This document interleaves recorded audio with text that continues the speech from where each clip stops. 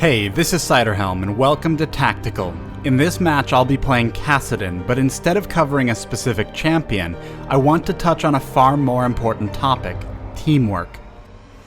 Now let me set the stage for the match. Over the course of the early and mid game, our team has been hammered.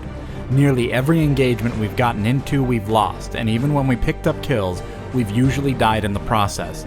Not only are their carries doing well, their heavier players are too. To be clear, we were facing mechanically skilled players, and they clearly knew how to play their champions effectively. At the worst point in this match, our opponents had more than a 25% gold lead, as well as 3 times the kills and an extra tower. There is nothing close about this. And it was at this point that our Twitch player said in chat that he thought we could still win the game. A teamfight is about to break out at mid. Our Jarvan is dead, Twitch is returning to the summoner platform, and the 3 of us near the tower are missing considerable health. But the enemy team is also missing some health, and both Jarvan and Twitch will be able to return to the front line soon. Rammus wants to back off from this fight. He's low health and may feel that engaging under the tower is too risky. But Twisted Fate has positioned himself to quickly enter behind our tower and engage a teamfight, ignoring the positioning of his teammates. The overall indecision of the team means Vayne, Leona, and Gragas are all further back as Twisted Fate uses his ultimate. As both Gragas and Rammus move back in to engage, they will eat tower damage but won't get in fast enough to actually contribute to the fight. And while Vayne does flank to get damage out on Janna, she can't secure a kill without crowd controls that anyone else on our team could have offered had they been there. As their team falls back in full retreat, let's look at what's happened. Twisted Fate was not wrong to initiate, nor was Rammus wrong to fall back. But by not working together towards a single goal, this play has given our team an opportunity. We're still way behind, but we'll follow this up, and now we're back in the game. With the ward, we're able to see as the enemy team engages Dragon, and we also know that one of their damage dealers is farming top lane. As we surround them, they don't have an opportunity to escape and are forced to fight. Both Jarvan and myself are tanky enough that we're able to engage their carries directly, and Janna gives one final knockup that saves Twitch's life. With their team once again knocked out, note how low on health Twitch, Janna, and myself are. This was a fairly high-risk engagement for us, but we knew we were going in 5 against 4, and this paid off. We've just won another team fight, just barely, though we lost our 3rd mid lane tower in the process. Vayne moves in, completely by herself, to try and kill us. She pulls off a great flash to dodge Janna's tornado, but she has no backup. Their team is down a player, leaving them vulnerable, and Rammus does exactly the same thing, coming at us completely by himself.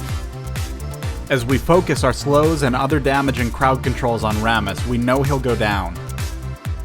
As the next minion wave approaches, we see they're down 2 players, and we see another player farming in top lane. This gives us the opportunity to safely take the tower and knock out Twisted Fate as well. Here's where the fun begins. The enemy team is still ahead of us, and they've just taken Baron Nashor. Janna has asked us to help her make a risky play. She believes she can push bot lane effectively and wants our team to distract them so they don't get back to their base too quickly.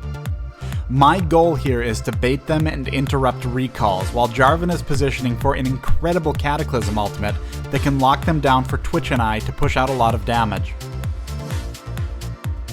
Both Twisted Fate and Rammus attempted to defend bot lane from Janna, but they also tried to straddle a midway point where they may have been able to help the teammates we were baiting. Once again, the problem was not that they defended their tower, nor was it that they got caught in a team fight. The problem was that their team was not effectively coordinating to handle one or the other. The enemy team had Baron buff, they had a golden item lead, and through coordinated teamwork we not only aced them but took 3 towers and 2 inhibitors. The game is now completely tied up in gold, but we have a huge objectives advantage. At the end of this match I make a terrible misplay and get caught out by myself as their team locks me down. My team is then forced into a teamfight with only 4 members, and yet 2 of our opponents stay behind for a short while, instead pushing mid lane. What would likely have been a 5 vs 4 teamfight victory for their team ultimately turns into the game-winning teamfight for us. In thousands of matches, this is one of the best matches I've ever played. We had every reason to lose this game. Our opponents were individually skilled and they were doing amazingly well. We won this match for exactly one reason. We worked together. Nobody quit, nobody gave up. We listened to each other and we grouped up and made plays happen. So let me leave you with a message. Learning items and champions takes time, but teamwork is a skill you can learn and apply immediately. Teamwork isn't just about buying wards or making plays, it's about responding to your team, enhancing the team's strengths, and covering the team's weaknesses. It's okay to make mistakes. Everyone at every level of play does, but the teams that consistently win are the teams that play well together. This is what League of Legends is all about.